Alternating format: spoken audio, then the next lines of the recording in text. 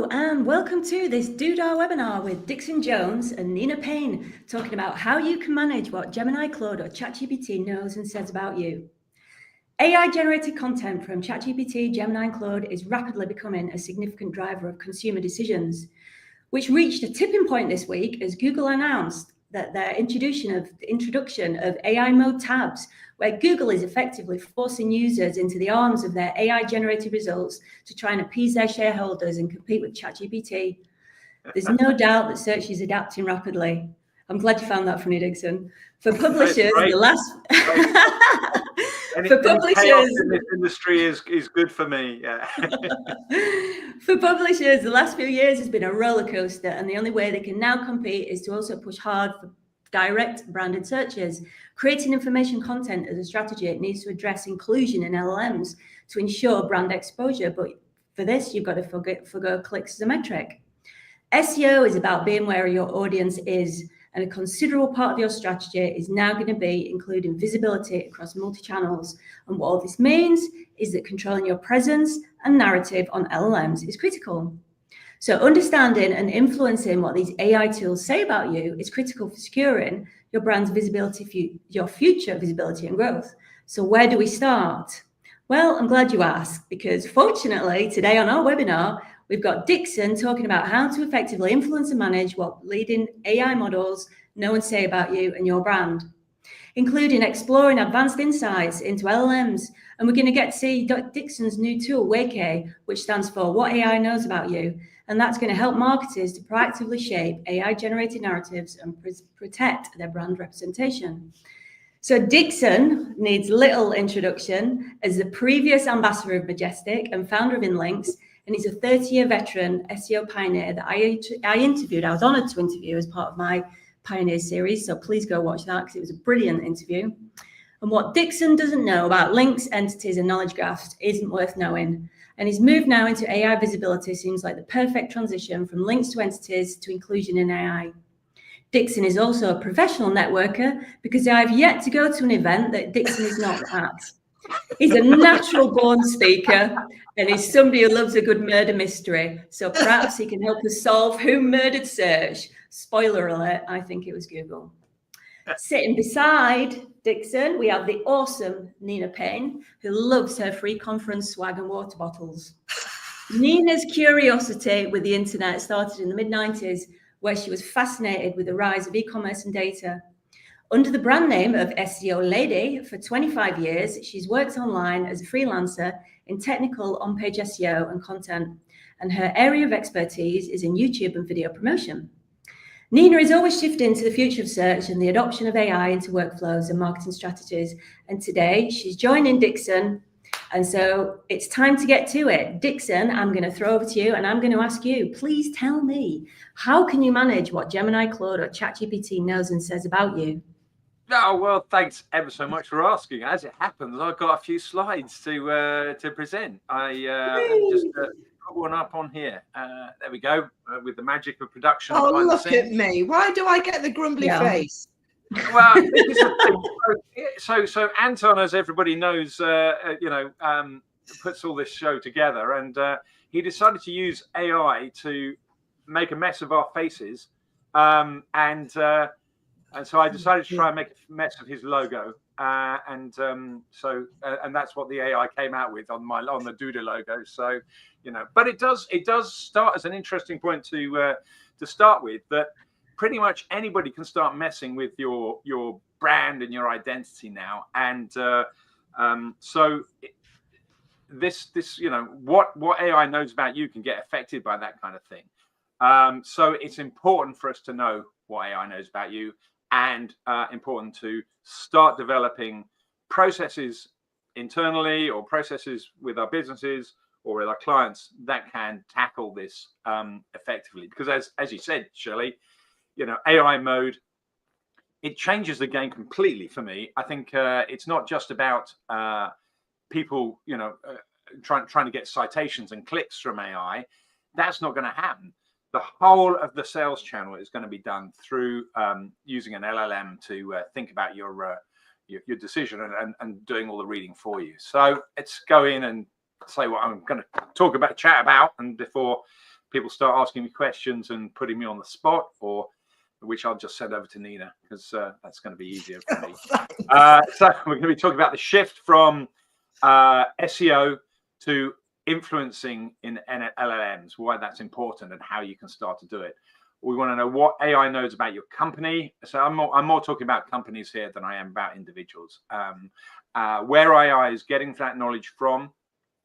What kind of facts can you glean from that LLM output, from that AI knowledge? You know, by synthesizing it, can we do something like find the gaps in the AI knowledge? Because that's where the key starts to happen, because we can then find opportunities to improve the AI knowledge, which is our end game, right? So as SEOs, what we used to want to do was get to number one, you know, get to, I want to buy a train ticket to whatever, and then you wanted, you know, the trainline.com or Greyhound or whatever it may be to come up and sell you the ticket. Now we've got to do that, but we've got to do the whole thing within an LLM. So that's the end game, but we've got to do a lot of work to get there. So to start with, I want to explain a little bit about shifting from SEO to knowledge. I started with manipulation, and Grant, my fellow ambassador, said that manipulation was probably the wrong word to use in polite society. But I think really it is going to be a game of influencing the LLMs. I also used Copilot to do some slides here, and some of those slides were atrocious, so very few remained in the final deck. But this is one that did. Why traditional SEO approaches are inadequate for LLMs. So there's this lot of talk about SEO is GEO is AIO. All these different words are coming up, and arguments about whether it's just the same thing or whether it isn't. I think there are some fundamental differences. I don't care what you call it, but the goal is no longer about traffic to your website. The goal is about getting the LLM to recommend your product in an informed way to the person that's using the LLM. That means there's a heightened importance of context in the way that a word is mentioned and used, or a concept are used. And it's about understanding that LLMs are trying to join up and structure knowledge into a sequence of decision-making ideas. They don't always do it very well, though, but we can help them with that, and hopefully get our brand popped into there. So this knowledge structure is really the key to everything at the start. So we've been talking about entities, or I've been talking about entities since 2014, and really now it's become obvious that structuring things around your content around the right kind of topics and ideas is very, very helpful. But different brands start to try and present their brands very, very differently. So these are knowledge. This is representations of knowledge graphs for Adidas, Nike, and Reebok.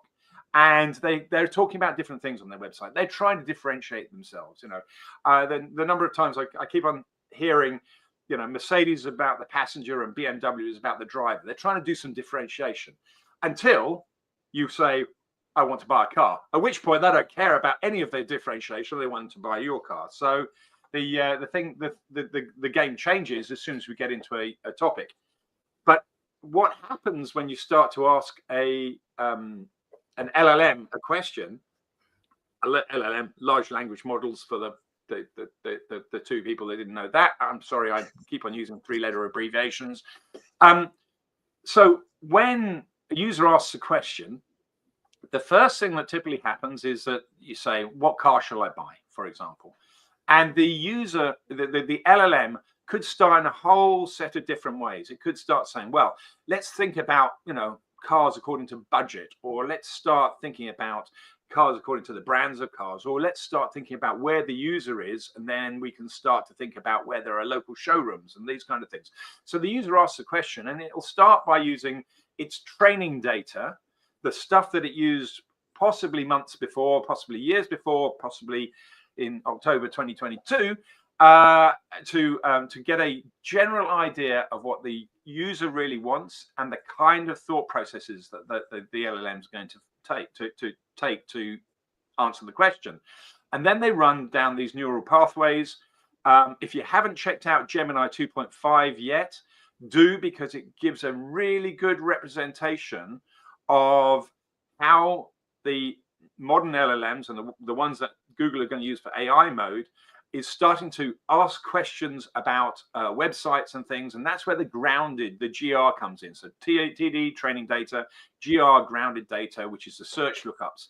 And you can see in Gemini 2.5, all of the different websites that it's chosen to look up whilst trying to answer this question. It's not just looking at your brand, it's looking at other brands, it's looking at third-party websites. And eventually, it's going to decide whether to come out with result 1, 2, 3, 4, probably infinite number of choices.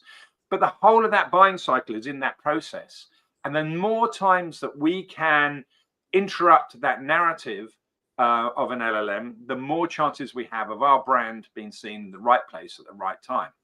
Of course, we need to do the right things, because if we just try and pollute the whole thing with any kind of messaging, then we're going to end up with no credibility at all. We don't want people to come to us unless we actually have a product at the other end to sell to them. So how do you know what AI knows about your company? Well, frankly, you just ask it. You just say, what do you know about this brand, this website? And it'll come out with some very nice results.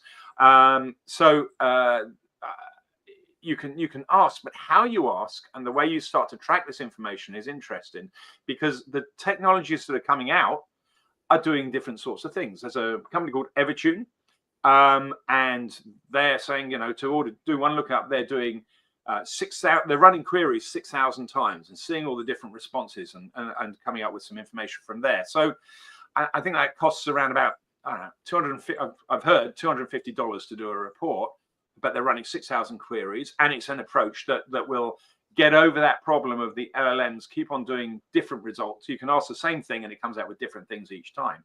So I assume that's the thought process there. Ziptai is another one that has focused, I think, to date on citation counts. So they've been saying, well, how many times is your brand mentioned in AI overviews? Is that good? Is that bad? Is that getting better? And that's okay. I think that has value. But as I say, I think that the fact that the user is going to bypass all of that and make their decision based on the LLM means that the amount of times you're cited or your website is cited doesn't really matter. In fact, your website doesn't need to be cited for the LLM to say your business is the right one to choose on this occasion.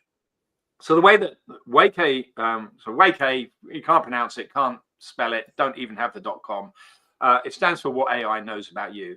And what we're trying to do is to create a delta between the knowledge graph of the content on your website, which is what you say is about your website is about, or your business is about, and the output from the LLMs, which we also turn to a knowledge graph, so we can then create vectors and work out the proximity, and that will give us the ability, we hope, to score, how accurate the kind of responses are. So we can take some information and then change it, because the information can be wrong. And this is a good example. This is Hennessy.com, and Hennessy.com with an E in there. And that's Jason Hennessy, who runs a large agency in Los Angeles. He said I could use this, by the way. So I'm not outing him. He's just done a brilliant job with his agency selling it as well. So boy's doing well. Anyway, however, LLMs say that his digital marketing agency is actually about a high performance engineering company, and that was ChatGPT. If you ask Gemini or Claude, I can't remember which one, it says that it's a cognac. So these kind of things are errors which sometimes have no problem to be to the brand. Sometimes they can be a very big problem to the brand. But if you don't catch them early, then the story is going to expand over time. So something that's false can expand over time, as we know from us all living in our bubbles on social media. Yeah. So those facts then are, where are we? Okay. So I've lost a screenshot here. But what we can do is take this LLM answer, and then we can turn that into facts, which is one line bullet point saying it's about this topic with this verb and this topic and stuff. So we can put this into one line facts, and that's the first thing that we can do as a way to improve our reputation in LLMs, is we can extract the facts from knowledge, and I don't mean that waikay has to do that. You can extract the facts from knowledge. Anybody can do that. Have a look at the facts and see if they're accurate. So the way that you can do that is say, right, we've pulled these facts out. Are they correct? And just flag the ones that are wrong. Take them back to the bosses, take them back to the client. Say, do you know that the LLM, this LLM over here is consistently saying that this is happening about your company? So it's a good thing to fix and address. Things that we found in Links, the parent company for waikay, we saw the LLM saying that it's a rank checking company like SEMrush or Ahrefs, and it's not. So it's kind of like, what do we do about that? We flagged it. We actually tracked it back to somebody on a third-party site who said a mostly nice feature review of us, but had included this as a feature. So it was easy on that occasion to go back to them, point out the error. They wanted to fix it, everything grand. Harder, we also saw that Moz Local had ceased as a product offering in 2023. Now, that is entirely wrong, I think. So, that might be an issue. You don't want that to come out as a fact when it's not a fact. And then, the Hennessy.com as an auto-tuning site, all of a sudden your brand is completely misrepresented on the search engines, on the LLMs outputs. So these things are important. Start tracking the facts. Because without clarity, sorry, I've got people in the background shouting and screaming in the other room. So, I did tell them I was going on a webinar, but, no one seems to care. So the impact of knowledge on your business presence in the market. This was a co-pilot slide, which I think we can just jump over, really. So I'm just going to move over from that one. But job number one, I had to rewrite it. Job number one, check the facts of what AI knows about you and fix them, basically. And then check periodically, because I think there's going to be a whole new wave of negative SEO potentially coming at some point. Because as soon as people start realizing that you can start creating stories on the internet that, just like search engines, they're just going to pick it up and run with it potentially, then you can imagine what they're going to say about McDonald's or what they're going to say about, choose your brand with an enemy here. So first job is knowing what they know about you. The second job is to look at where AI is getting that knowledge from. And here we've got another co-pilot slide. The only bit that I thought was useful here was the impact of source credibility. The credibility of the information sources significantly impacts the reliability and accuracy of the knowledge AI provides. To me, this sounds like the new link building. Knowing where the LLMs are getting their sources and where the things that they're citing is really the things that you want to start reaching out to. Now, it's not about the link anymore. It's about being where the LLMs are reading the information, interrupt that messaging, and tell them about your brand in that process in the right context. So I think this is kind of the new link building. So you can look at your competition in particular. So you can ask about your competitors and say, right, what do you know about Nike or Men's Health? There was this gentleman's Men's Health Network, and then it will come up with a bunch of web pages, and you start saying, oh, okay, right, ProQuest.com. I don't know what that is, but GQ are mentioned there. I should probably go and find out what I can do about that. Can I get myself mentioned there because an LLM is looking at it? And of course, you can check on your own reports, where you're on your own output. Are those links that are being cited, are they still there? Are they accurate? Sometimes they're 404s. So look at your competition and see in AI, see what citations are mentioned and go and track them down and get your influence there. This actually gets much more interesting though at a topic level. So so this one here, not so many things. I just asked about, tell me about GQ and then tell me about Men's Health or Gentleman's Journal. But now if I say, tell me about the footwear or sneakers, the sneaker market or whatever, then we start to have a look at the things and we start to see much richer potential places to go. So crowbox.com or BTJL or whatever that LJ or hotney.com. Now here's a bunch of pages that are being cited by the LLMs they're not necessarily talking about your brand, but they're talking about a competitor's brand.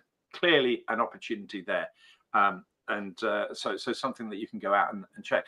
I think what's interesting about this little list as well is it does suggest that the LLMs, or at least some of the LLMs, are not so good at finding authority websites. They seem to be going back to the dark ages of where they're choosing. I am seeing Wikipedia and places that we would call reputable appear more often, but it's not to say that small publishers haven't been, haven't got sort of mentioned in LLMs. They are. And I think that even gets better when you start rinsing and repeating. So if you keep on over time looking at sneakers for the New York Marathon in relation to Adidas or whatever it may be, and you keep on doing that report every week, month, whatever, and a bunch of other reports, then patterns start to emerge, and you start to see which websites in your vertical will get consistently mentioned. And these become the ones that are clearly better targets to go and converse with, build up relationships with. Making sense so far, Shelley? Yeah, okay. Oh, you're on. You caught me on the hop there. I was on mute. I was trying to rush. It's all making sense. I am listening with fascination. Absolutely, yeah. All right. If anyone's got any questions, throw them in the chat. But now that we've kind of worked out the knowledge and where they're getting that knowledge from, then the magic starts to happen. We can start to work on the gaps. Where are the gaps in that AI knowledge? And so Copilot sucks. I've put it on the slide now. Understanding gaps in your this text was complete rubbish to me, and impact of AI.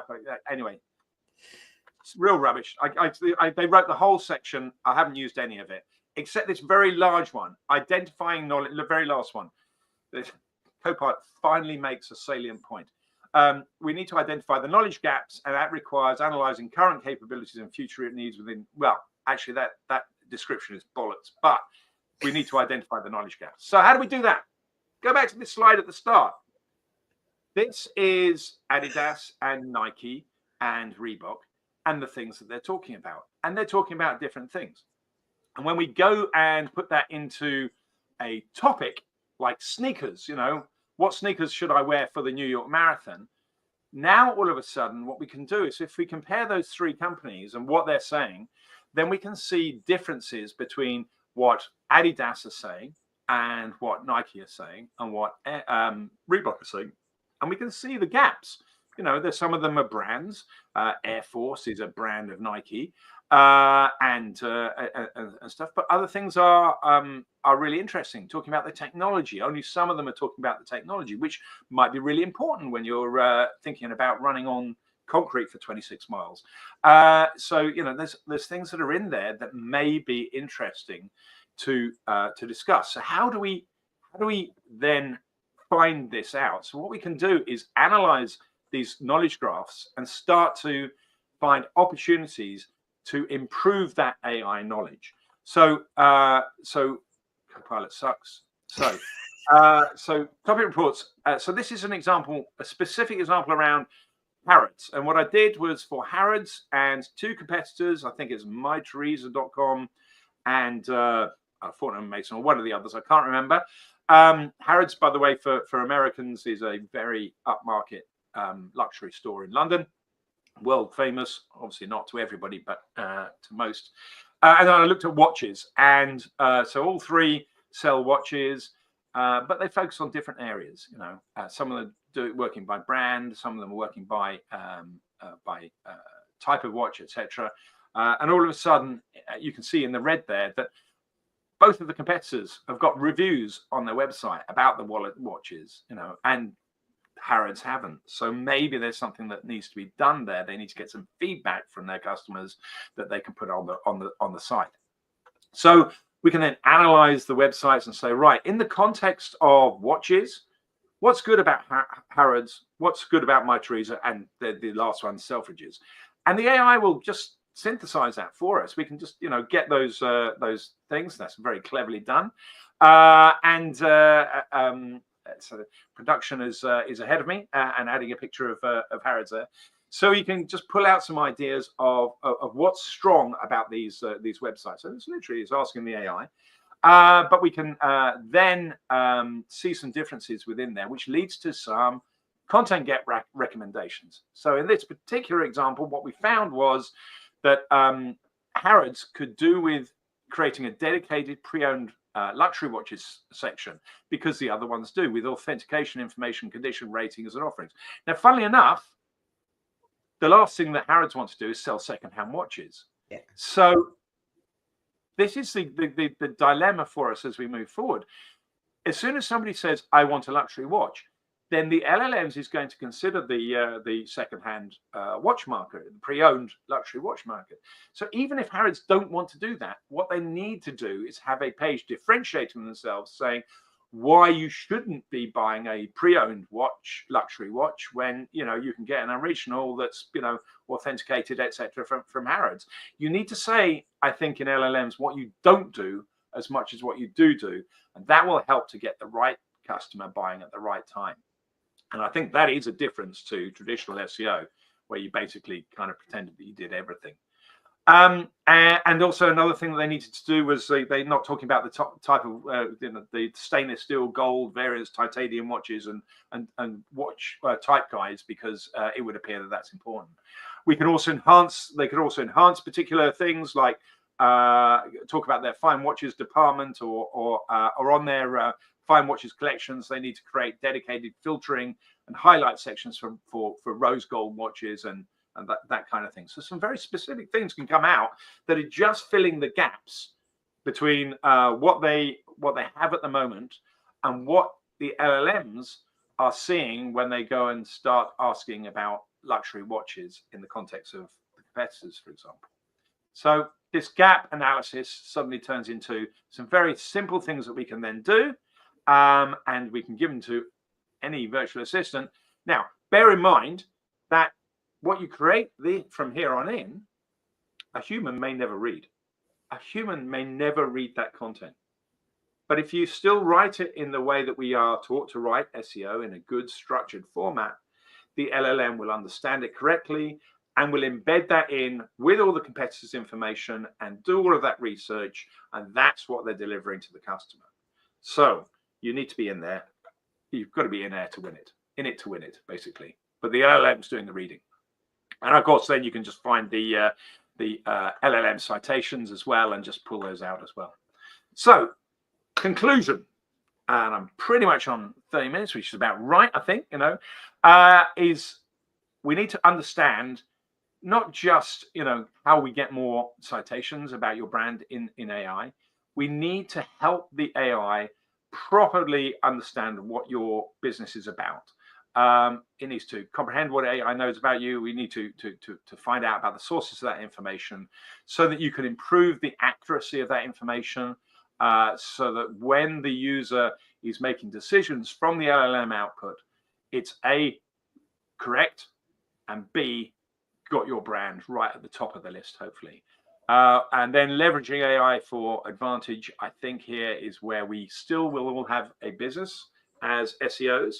We've got to get off our high horses. We ain't going to get more clicks from Google search anymore. But those people are still going to be buying the same things. They're still going to be buying from someone, and they're still going to be using ChatGPT or Google AI or Google AI mode to do it. So we have jobs, guys, but we can't continue to measure our success in terms of rankings. I think that's it, really. I'm going to close that for now. Dixon, that was amazing. Thank you. I've just got like 1,000,001 questions buzzing around my head, but Nina, SEO lady Nina, has sat there very patiently and quietly throughout your talk with a few interjected laughs. So I really just want to bring Nina into the conversation and find out. Nina, I'm going to ask you, with the introduction of, the new AI mode tab that's been touted this week, what impact do you think this is going to have? Do you think that it's going to force more users across into using that as standard? And so do you think now that SEOs should be spending more time on visibility in LLMs or traditional search? Do you think it's going to be a 50-50 split, or do you think the new AI mode might take over? I think it depends on the end user. I spoke to a neighbour yesterday, and she'd never heard of ChatGPT, and so it's if she's looking for something to buy, then she will use Google, because that's the traditional sense. But if you are talking about the technology of us and the curiosity of that individual, it depends on how they feel as though that they trust the information the best. I feel forced at the minute. Everything is with a Google login, and it's tracking every single data set that I do, and you can't hide. But then again, that is how good advertising data is processed and is served and is deconstructed, and it does improve people's lives, and there's no denying that. So I guess there's a multi-factor combination there of beginning with the end user and how they are used to search, whether they're using something for the first time, to are they looking for a Harrods watch, which is going to be, 5 figures or something that's just £2.50 in Tesco. So, but it's got its advantages, clear advantages. I'm kind of in the way of like, I'm just going to go with the flow, because I need to experience what other people are experiencing, so that my business can serve the people that are already in there and saying, hey, this is what AI is doing for us. Yeah, I wonder, sorry. Yeah, I'm sorry. I wonder though. I think an interesting development here is that the phone companies are jumping in on this as well. So you've already got your Google Pixel things that are trying to bring Gemini into the phone, and Apple are going to do the same. They've already had Siri and stuff, and you've got all these methods of searching on your phone now. And one of the great things about all these LLMs is they've got great APIs. So any app can jump in and have Gemini or whatever it may be in there. So the splintering, I absolutely agree with you that Google's still going to win this game, I think. But I think that in the process, we will start looking from different places, and we won't necessarily be using Google per se to do our lookups. We'll be looking from anywhere, and it will be imposed upon us by the phone companies, by Google, in terms of suddenly turn us into AI mode. So you have to eventually just use the AI results instead of the 10 blue lines results. So I think it's a cliff, and it's actually being underhyped right now.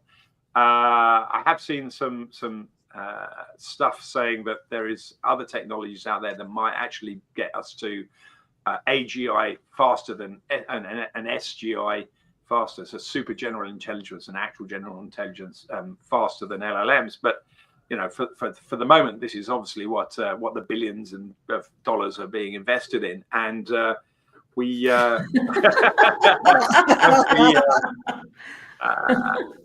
I think we've just been hacked. We don't have a choice, do we? I mean, for us as SEOs, this is our lot. This is the side of history we found ourselves on.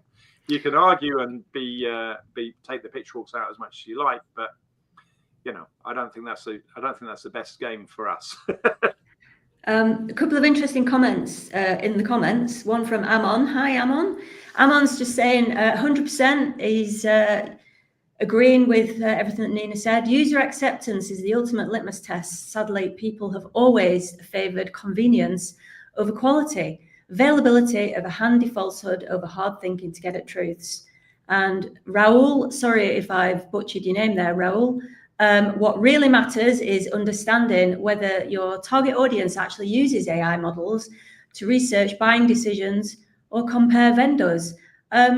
Just following off that, actually, you mentioned something before, Dixon, and what I found was really interesting. You were saying about LLMs, it's about as much as what people don't do as what they do. Do you want to just expand on that a little bit more and just give us a bit more insight on how you think people can optimize for LLMs? It's worth bringing up that question again, because I think that it's a good question. But in terms of to your question, Shelley, yeah, I think saying what you don't do becomes very, very important to remain a relevant example. If you're in the market for house building and you build houses, and you want to be seen when they say, I want to find a house builder, but you only build flats. You need to tell them that you don't build houses, you build flats, because otherwise you don't get seen as relevant in the market that you're in. And I think that, but going back to the Raoul's question there, it was about whether the user is going to use a ChatGPT or something to actually do the research. And I think that it will just come like a ton of bricks at some point for everybody. And the fact that your next door neighbor doesn't know about ChatGPT, they don't need to know about ChatGPT to be using ChatGPT. You see what I mean? They could be using it because it's the app on their phone just decides to use that LLM.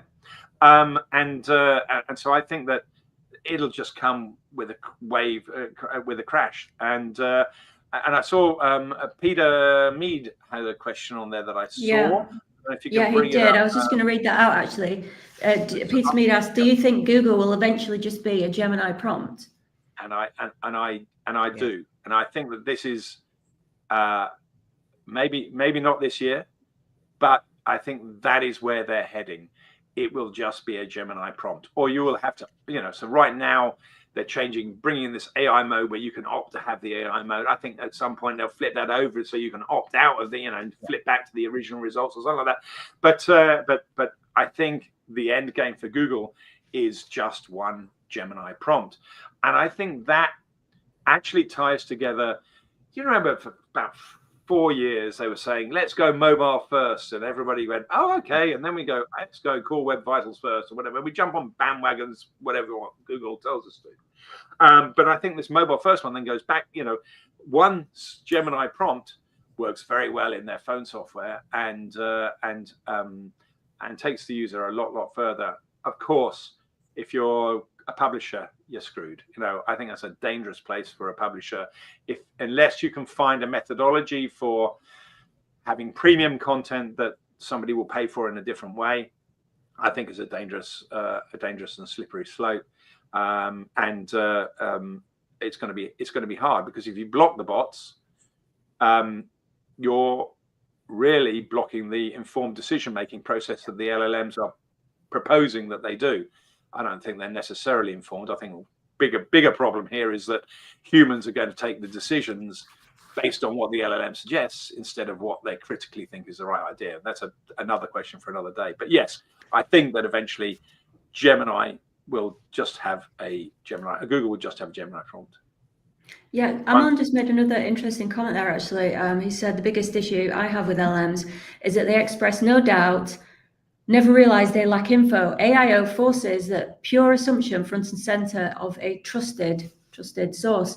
Actually, Nina, I was just going to ask you a quick question. And in your experience, what do you think about the quality of sources in LLMs? Do you think they're currently acceptable? Because obviously there's a lot of contention at the moment about hallucination, etc. Yeah, I think the hallucination rate has slightly decreased. And looking at Google's I/O conference, the keynote speech yesterday, Gemini blows everybody out the water currently, which is great, and ChatGPT is down. But how about it changes every time, doesn't it? Is that when Claude came along, everybody was on the Claude bandwagon. So it's like Dixon said, Google says, well, 1 minute it's mobile, the next it's going to be this. We don't know. But I've wasted money by not fact checking my own research. I've bought tickets to somewhere and I got the venue wrong because I just trusted the LLM. And there's other examples of that. So yeah, I mean, there's some obvious ones that you can spot that you think, well, this pink elephants and green elephants, that kind of is easy one, but you still get those hallucinations. But it's the ones that are believable that you think, well, okay, so I've saved 2.5 hours by generating this content. Have I got another 1.5 hours to fact check it? And the answer is yes, you should do. Yeah. I found it quite interesting actually, because I've been using it a lot recently, testing it for fact fact checking, see how it does. And there's definitely a massive improvement that I'm seeing this year. On last year, it was just hopeless, but this year it is dramatically improved. That's the move towards RAG. So ChatGPT last year wasn't using a search RAG, and they introduced that at some point probably when they realized that Gemini was using it. By the way, Gemini without RAG is pretty poor actually, but with RAG is very, very strong. Obviously, it's got the best search engine, or a very, very big search engine, and presumably ChatGPT's got Bing, but without that sort of ability to look up modern results, the training data gets increasingly bad until they can update the training data. And now that we're all in the game, we're all trying to influence the training data, even though the training data is not updated very quickly. I think one machine that we haven't really mentioned very much is Grok, and they, of course, there's Twitter's one, X's one. And they, of course, have some very, very up-to-date and different sort of data, because they've got Twitter's live data. So they can sort of give you opinions on yesterday's or today's stock market prices, for example, which is a different angle again. When it comes to to Ammon's question, Ammon's point, I have found that Claude is better than the others at actually saying, I don't know. I would agree with Ammon and Nina. You know, they kind of come out with opinion, with just vague ideas presented as facts, and facts couched in but you should check. What they should say is, I don't know. They should be better at saying, I got no idea, mate. You know. That would make us all feel better as humans. It's interesting, actually, that comment there that Ammon's just said about Lily Ray, how she was cited as being 5 years old. I do know that was actually picked up. I remember she was saying that was picked up from her About Us page. And she's saying that the About Us page is actually quite influential for how a lot of your bio is picked up in LLMs. Yep. Just actually... Dixon, there was something I wanted to ask you, because you mentioned this earlier on, and it stuck with me. And you were saying, because it's something I thought about before we came on air, which is about negative SEO, negative LLM. You know, yeah. How's a brand going to be able to protect the truth about themselves when, you know, are we going to get to a point where everybody's just fighting other people, publishing false, misleading, and damaging content? So how is anybody going to be able to protect themselves? Is it just going to turn into a circus? For some years, I think, since social's come on, hasn't it, really? And it's not, I mean, World War II, there was, you know, Nazi propaganda posters and Winston Churchill propaganda posters. So it's not as if, you know, and dropping leaflets on, you know, foreign countries and cities and things. Propaganda has always been there. And it's definitely going to carry on going into the LLMs, and I'm sure it already is. How are you going to protect them? I think the LLMs need to,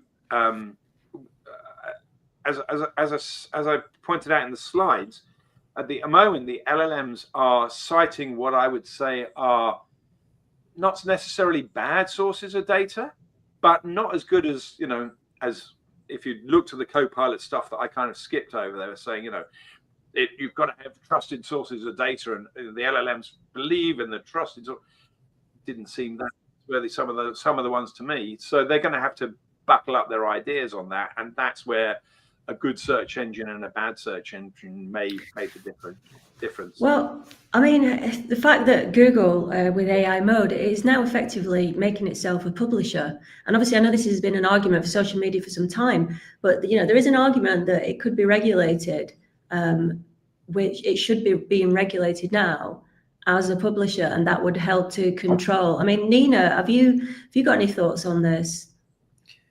Well, I know that there's Google Scholar, and I oh God, some time ago, I was thinking about, well, I've got all of my case studies and I've got my data. What is stopping me from publishing this? And it's a very long and convoluted thing that a sole trader like myself really doesn't have time to do. So I can't really verify myself, you know, and I think the wrong mentions in LLMs if you actually say, I'm not quite sure about the angle that you came from, Dixon, where you said, oh, I need to say on my website that I don't do, for example, I don't do pay-per-click, because I've seen that there's been other mentions, and Lily Ray as well has said this as well, is that even if you say that you don't do something, you are using that keyword, which still registers in the context of anything that is scraping your website very quickly. But I feel that I just feel that I think all of us are leaning off a cliff at the minute, and we're not quite sure where the bottom is, whether it's going to be just a few foot down and we can't see it for the fog, or whether it is going to just go deeper and deeper over the next 12 months, 2 years, 5 years. It's very tricky, isn't it? It is, and we don't know the bottom, and you know, the presentation was, you know, is largely my thoughts, you know, presented as fact, and they're not necessarily fact. You know, I think that they're based on a good human understanding of where we are, and creating a strategy for the future.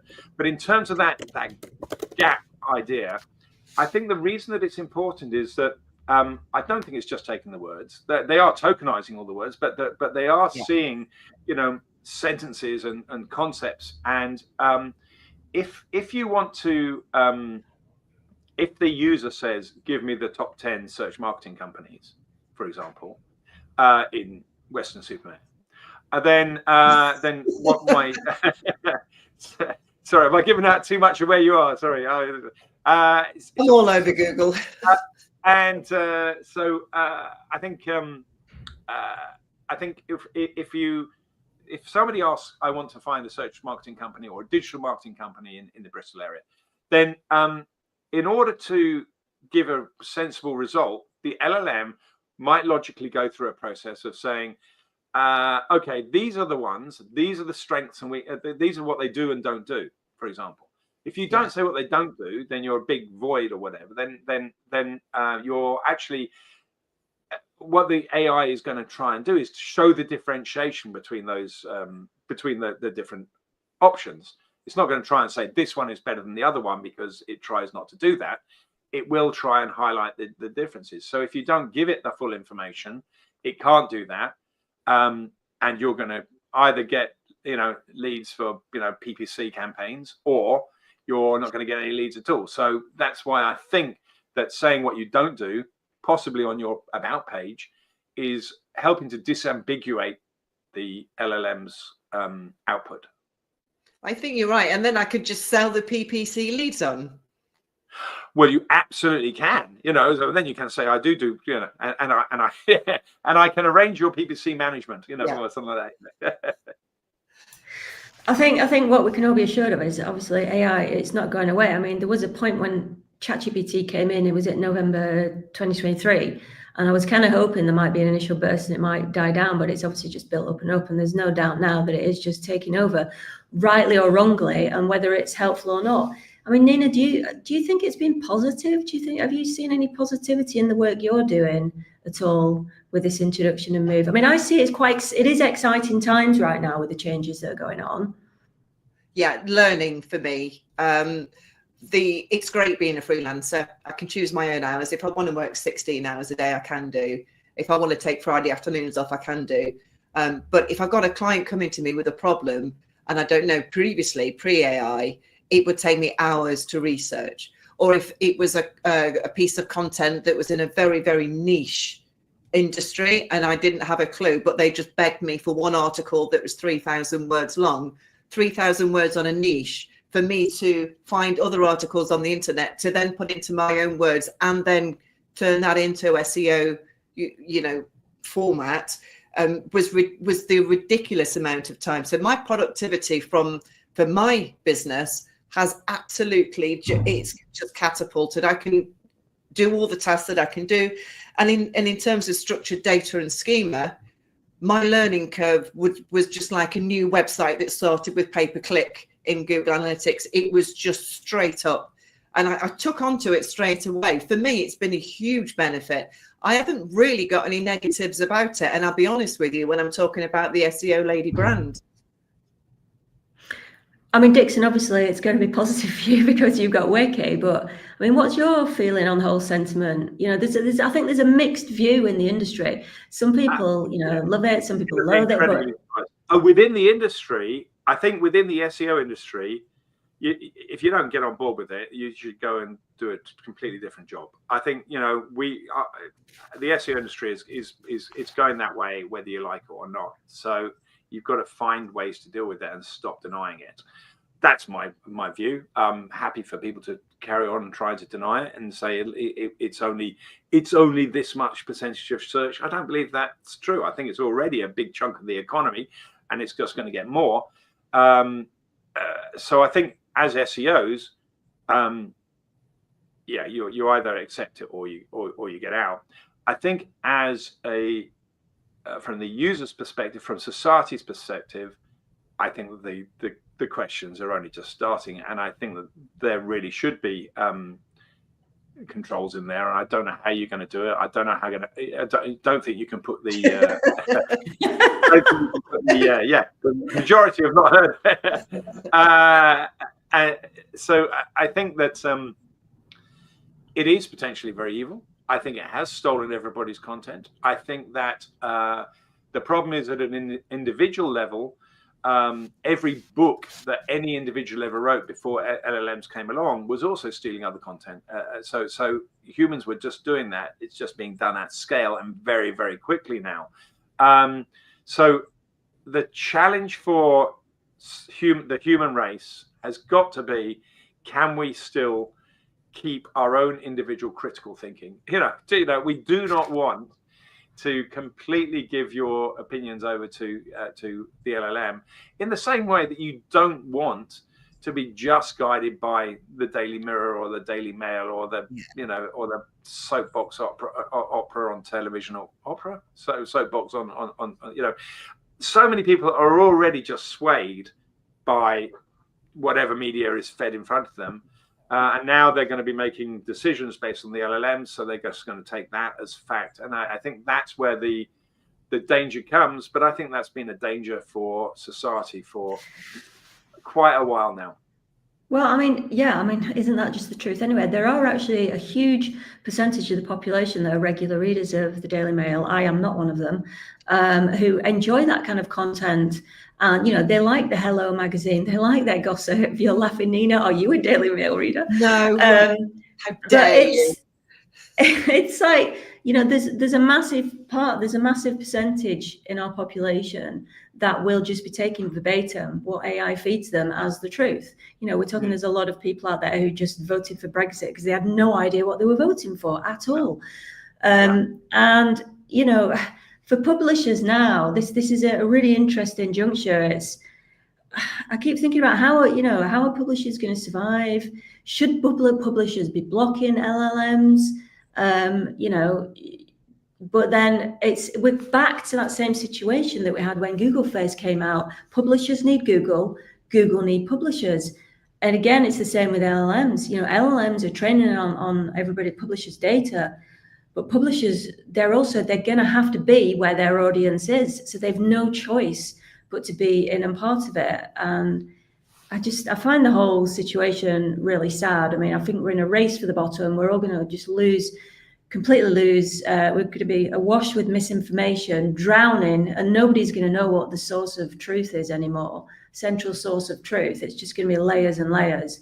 You know, the whole world's going to hell in a handcart, I think. But I think there is opportunity if you can convince somebody that your content is valuable enough for them to pay in another way, shape or form, i.e. through a login or in another way. So you give people, New York Times and the Guardian and stuff, you know, Financial Times, they all do it. They'll show you the first sort of paragraph of the article, but then you can't see the rest.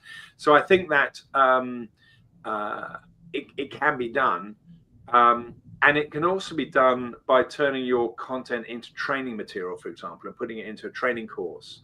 And as long as you can convince your customer that your training course is, you know, not just the AI generated stuff, there's good, you know, of course you'll then be using AI to generate your course, but if you can convince that your user, that your courses are valuable and not polluted by false information, for example, then that might be something that people will pay for and engage with.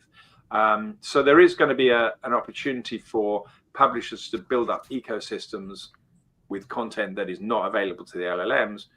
But one of those hallucinations, one of those things that I did see, I didn't put it into the slides, is one of the things we saw was Microsoft, for example, Microsoft.com is banning Gemini from looking at this website. So, it's a fair, logical thing for a large organization to do.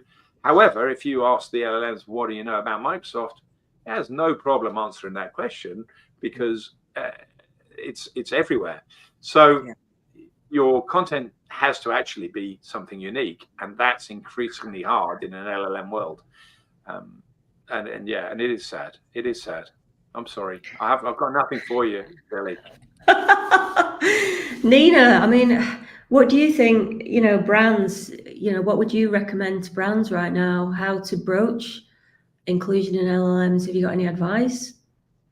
I think do what I did and figure out that LLMs are looking at structured data and schema markup. I mean, the early advent of the 80s, the 90s of just meta classification, that all changed in 2011 when schema.org started. And I was late to the party. I will be honest with you. If you can't be honest with the audience out there, like I'm honest to myself. Once I figured out that that was the key, then it all fell into place for me. I think that these people ought to either maybe a training course, maybe hire a consultant, maybe have what I use is as a self-trained LLM chatbot for myself that I've been training, obviously, for over a year. You can find this information out that is accurate because you can test it with Google tools. So if you know you've got good content, but you know that you need to put it out there. I know we've got sites like Reddit, which are free. You mentioned, Dixon, about paywalls and things. And that is flying. And I think that the way that platform and the interaction in the forum there, you get different people's opinions, which actually can be tricky to wade through. But if you can produce an article with the correct structured data on there, and then that would appeal also to the retrieval augmented generation as well. So you kind of like in the best of both worlds. So like you said, it's not just about ranking something in Google. It will rank in Google and other search engines if you use this, because structured data is something that goes through, I think, most platforms, doesn't it? Yes, it does. Actually, I was just thinking while you were talking there, Nina, a quick straw poll. Do you actually pay for any content? Do you pay to consume any content within SEO industry, or do you only consume free content? I am in some private groups where I'm chatting with people I know and trust. But do you pay for any? No, I'm thinking about going on to school. There's a guy called Gurin Green, who's a lecturer in university somewhere, and he's kind of comes out with interesting papers and things like that, and I think he's got a small charge for joining his thing. I have in the past, and I have been a paid user on Reddit. Oh, tell you what, I'm a paid user on Twitter as well. So there are two forums where they're making money with content, user generated content, as you say, Reddit and also Twitter. I still give Elon money, I'm sorry. And I pay on LinkedIn as well, because but maybe it's not because I'm getting the content. We do as a company let our users go onto Udemy and get courses on Udemy, and we'll contribute to those courses. So I think Udemy is a place that where premium content has a value, literally a value in dollars and cents. Yeah, oh, I'm sorry. They've got. Are we at the hour? Oh, fire alarm test. I knew that was going to go off. Excuse me. Sorry about that. Just very quickly, I just want to read this out from Amon before we run out of time. You know the saying, Shelley, you always pay. If you can't see the product, then you are the product. But yeah, wise words. So very, very quickly, Dixon, waikay, tell us where we can find the tool. Oh, so anybody that's got a camera, they can. I've got a. Oh no, you can't see that. Anyway, it's waikay. What AI knows about you.io. And if you type in, yeah, well, there you go. That's the letters. Yeah, it'll get there. Thanks very much, production. And Nina, where can people find you if they want to connect after the show? I'm on the Dixon domain. Jones. Did you say Nina or Dixon? Nina, where can people connect with you? Yeah, it's a nice little domain, seolady.co.uk. The .com wasn't available, same as Dixon. I have the .com. Oh, not for the waikay. No, I haven't got the seolady.com. I spotted that it was free, so I snatched it up. Okay, well, I think we are just about wrapping up there, Anton. We were an hour, is that right? Or would you like me to keep talking for a little bit longer? No, I think that's good. So thank you very much for everyone that came on and jumped in. So thanks, Hammond, Peter. Tips to trades. We didn't answer his question, but yeah, and everyone else in there. So thanks for coming on, guys. Yeah, thanks for the questions and the comments and the people watching today. And thank you to Shelley, to Anton and to Dixon as well. So thank you.